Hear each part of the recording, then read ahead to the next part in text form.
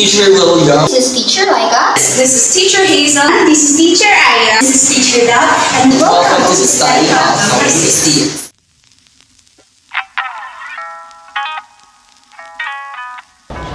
Good day everyone, good day student, and most especially to our subject teacher, Coach Jude Martinez. This is Teacher William, and together with me, our Teacher Laika, Hazel, Ira, and Teacher Daphne.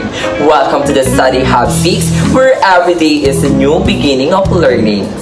Hello everyone! This is William Reyes, your teacher for Lesson 1. In this lesson, we have 3 important objectives for this lesson. So firstly, we have understanding the basic concept and current issues of human development, specifically that of the child and adolescents. Second, we have identify age-appropriate developmental characteristics of children and adolescents and its interrelationship with some learning principles. Lastly, we have apply the knowledge gained in real life and classroom situations. Meaning, concept, and historical views in child development. According to James Agee, in every child who is born under no matter what circumstances and no matter what parents, the potentiality of human race is born again. My dear student, have you wondered why it is important for us to study our child and adolescent development? Yes.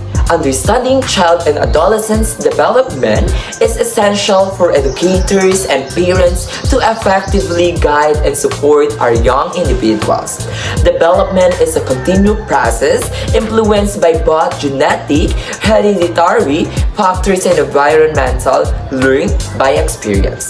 During our early childhood, children undergo immense physical, cognitive, emotional, and social changes, forming the foundation of personality and behavior.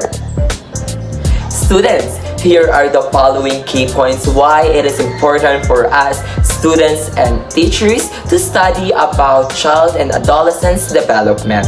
First, we have future educators and parents play crucial roles in children's lives, needing to understand their developmental stages for effective guidance. Second, we have development is influenced by both genetic, hereditary, and environmental learned factors. Early childhood is marked by a significant physical, social, and cognitive, emotional, and moral growth. Third, we have key child and development theories stem from notable psychologists like Freud, Piaget, Erikson, Vygotsky, Skinner, and Pavlov. Fourth, we have understanding child development helps educators tailor material students' readiness in spot developmental issues. Fifth, we have parenting styles, environmental factors, and family dynamics significantly affecting children's behavior and development. Sixth, we have recognizing potential problems early, like cognitive, social, and emotional, is essential for providing timely support. 7. We have adolescent involves in major emotional and behavioral changes, which are natural and should be understood by those working with youth.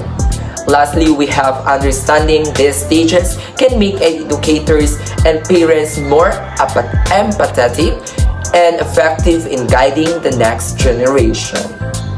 In summary, understanding the stages of child and adolescent development is crucial for identifying potential challenges, early on the guiding young people to become responsible and well-adjusted adults.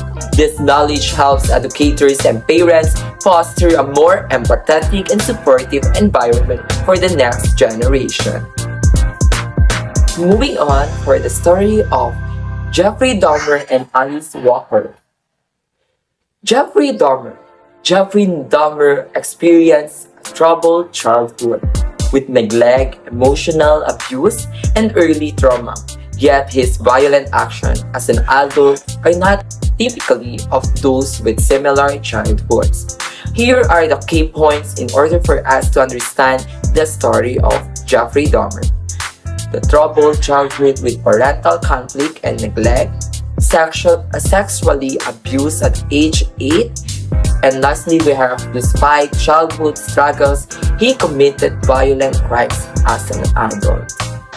On the other hand, Alice Walker, despite growing up in poverty and losing sight in one eye at young of age, overcoming adversity to become a celebrated essayist, poet, and Pulitzer Prize-winning novelist. Here are the key points in order for us to easily understand the story of Alice Walker. Born to poor sharecroppers, 8th of 8 children, blinded in one eye at the age of 8 in accident, overcoming adversity to become a Pulitzer Prize-winning novelist. Once again, this is Teacher William, and that will be all for my lesson, and the next lesson will be tackled all about by Teacher Laika.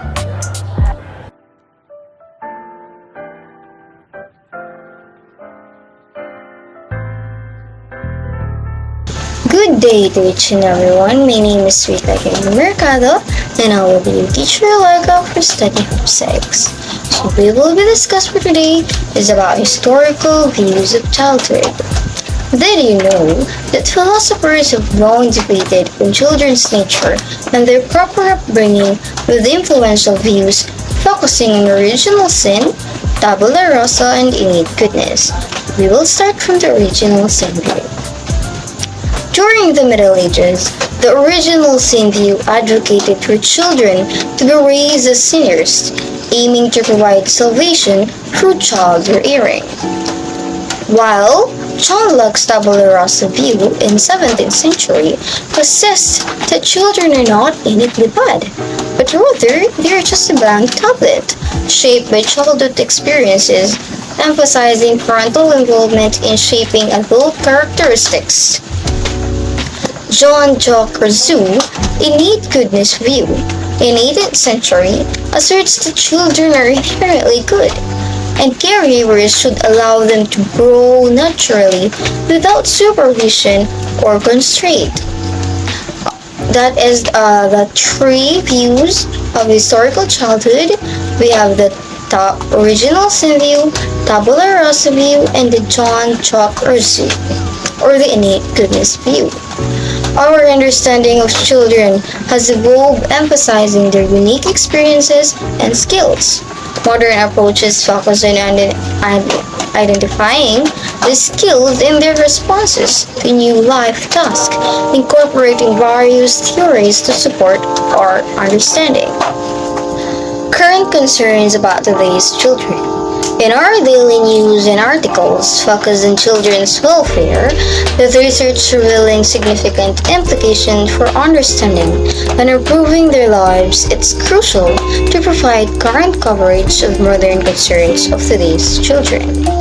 Despite the COVID-19 pandemic's focus on health and well-being, numerous factors such as poverty, starvation, livelihood loss, poor healthcare, inadequate nutrition, alcohol and drug abuse, violence, and mental health care remain threats.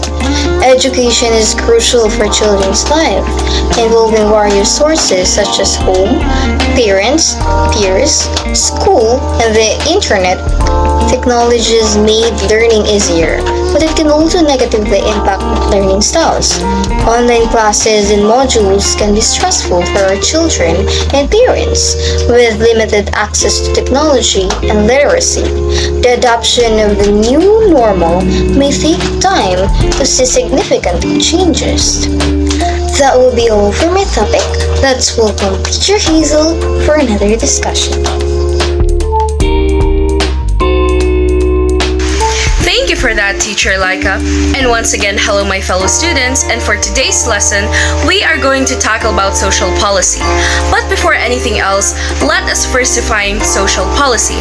So what is social policy?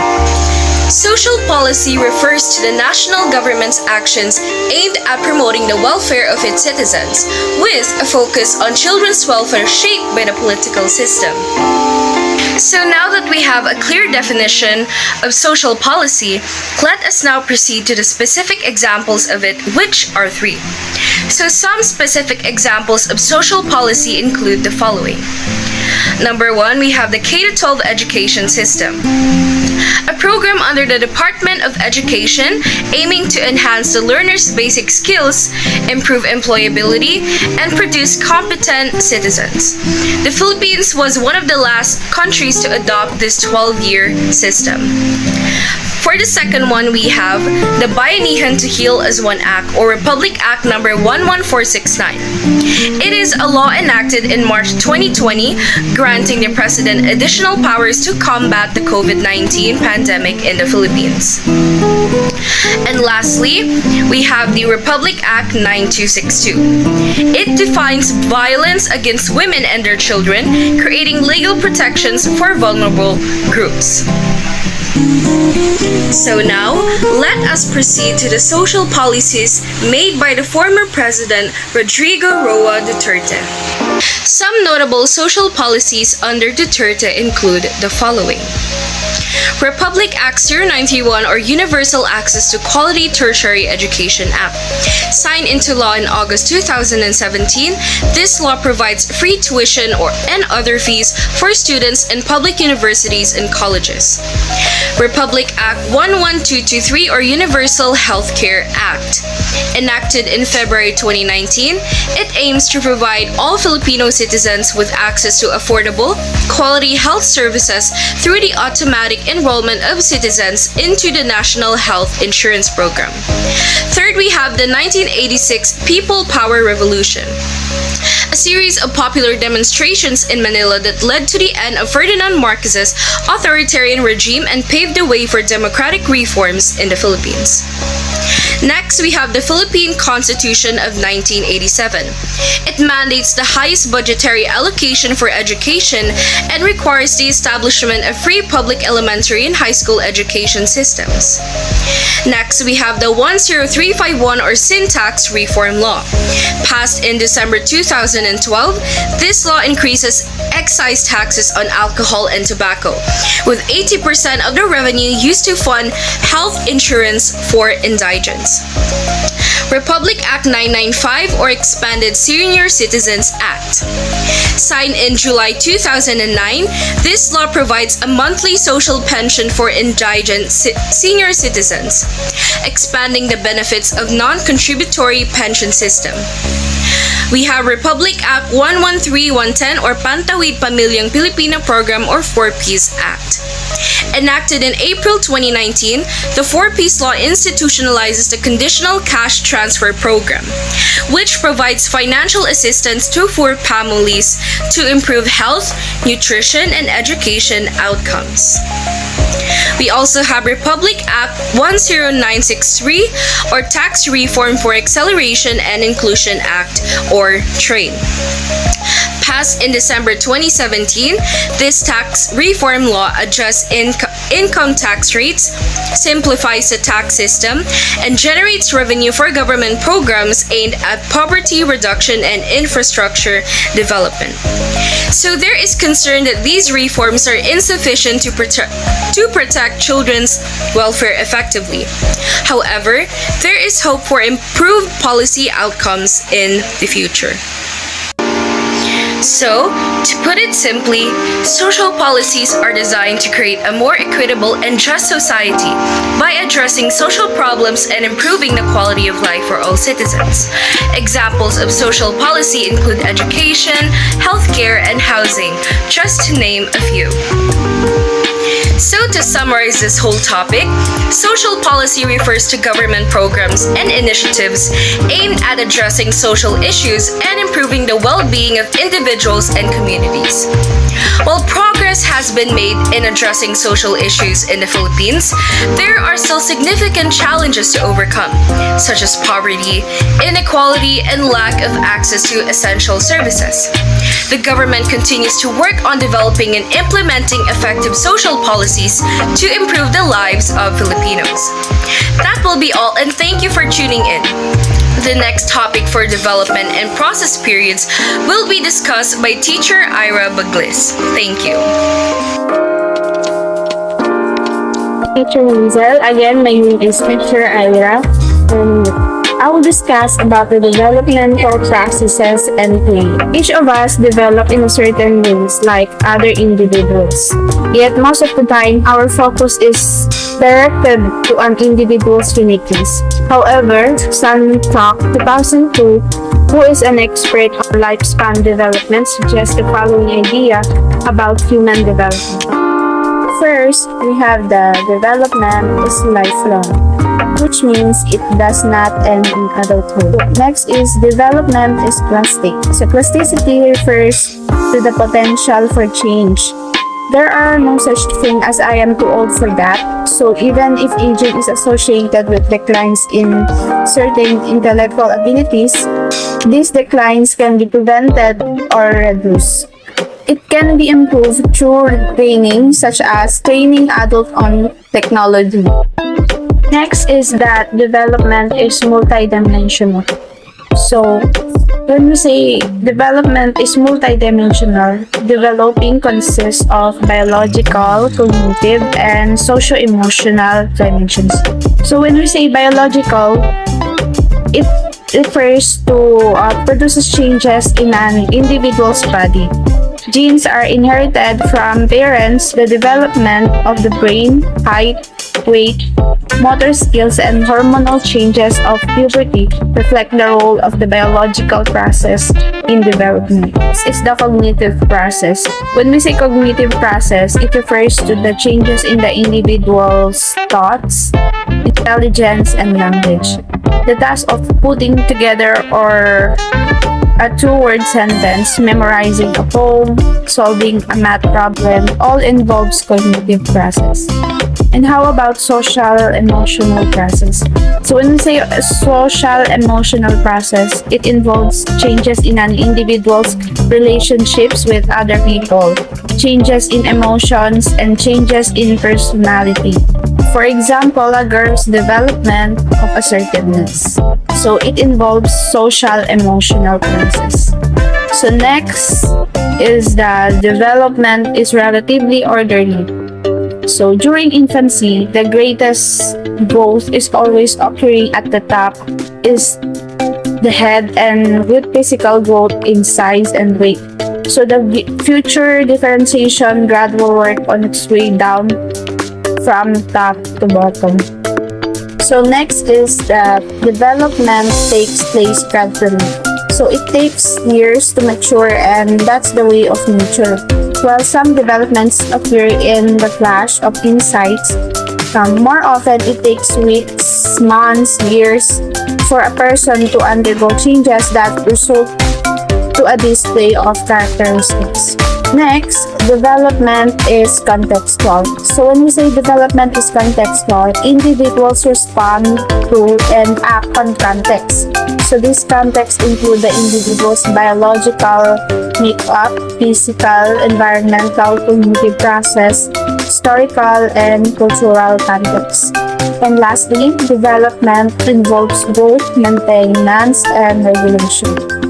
So growth, maintenance, and regulation are three goals of human development. So in summary, biological, cognitive, and socio-emotional processes are interwoven dimensions of human development that shape physical growth, mental abilities, and emotional behavior across the lifespan.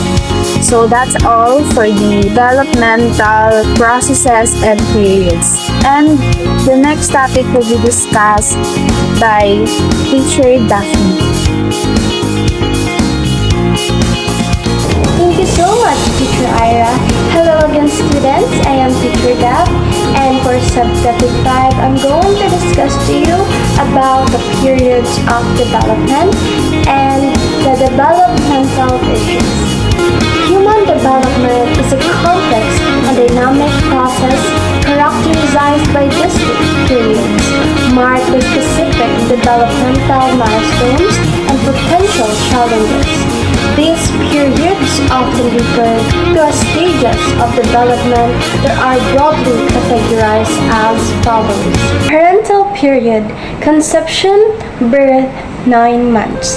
This stage, encompassing conception to birth, is important for the formation of the fetus, organs, and system. Infancy, birth to about 24 months, extreme dependence on adults, initiation of language, symbolic thoughts, sensory motor, coordination, and social learning. From birth to 2 years, infants in this stage rapidly develop physical, cognitive, and social skills. Key milestones include language acquisition, motor skills development, and attachment formation. So childhood, there are early childhood, middle, and late childhood. Early childhood around 5 to 6 years, learning self-sufficiency, school readiness. In this stage, children continue to refine their physical and cognitive abilities, develop a sense of self, and begin to engage in social interaction with peers. While in middle and late childhood, well, approximately 6 to 12 years, mastering reading, writing, arithmetic, exposure to broader world and culture, focus on achievement.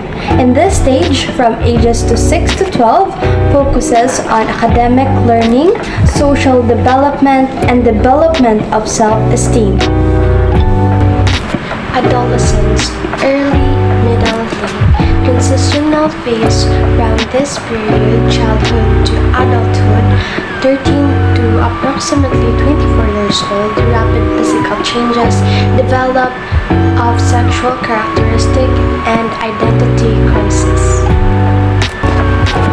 Adulthood, early, middle, late, from around 24 years until death. Early adulthood, this stage from ages 18 to 40 is characterized by establishing independence, pursuing careers, goals, and forming intimate relationships. Middle adulthood from ages 40 to 65, individuals often on career advancement, family responsibilities, and contributing to society. Late adulthood from age 65 onwards, individuals face physical and cognitive decline, retirement, and potential health issues. Now, let's proceed to developmental issues. Developmental issues concerns includes delay or abnormal patterns of development in the areas of communication, language, motor skills, problem solving, or social and adaptive behavior, which means developmental issues encompasses a wide range of challenges that can affect individuals throughout their lifespan, impacting their physical, cognitive, social, and emotional development. These issues arise from various factors, including genetic predisposition, environmental influence, and medical conditions. So, nature versus nurture. This is a debate on the influence of biological inheritance, which is nature, versus environmental experience, nurture, genetic blueprints versus environmental factors.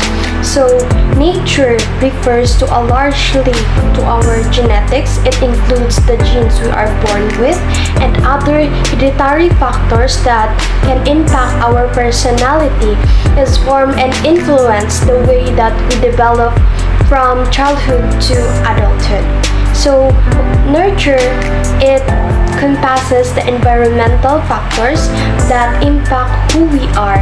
This includes our early childhood experience, the way we are raised, our social relationship, and the surrounding culture. Continuity versus discontinuity issue. This focus on gradual cumulative change, continuity, versus distinct stage, continuity in development.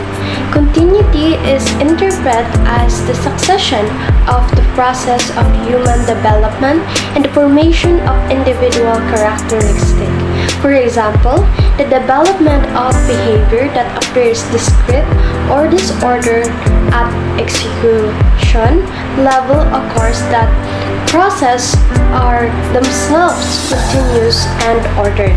A clear example is the gradual mastery of native language, which happened unconsciously. So the last developmental issue is the early and later experience. This debate on the impact of early versus later experience on the child's development. Importance of early experience in tracing psychology. Quality back to its origin versus its malleability to children throughout development. So, early experience refer to the events, interactions, and environments that a person encounters during their infancy and early childhood, while later experience refers to the relative importance of early experience versus those that occur in later life. Understanding the different periods of development and associated developmental issues is important for supporting individuals throughout their lifespan. Early identification and intervention can help mitigate potential challenges and promote healthy development. It is important to remember that development is a lifelong process and individuals may experience unique challenges and milestones at their points in their lives. And that would be all for subtopic 5. Again, I am teacher Daphne. I hope you gain some knowledge in our topics. Thank you for tuning in.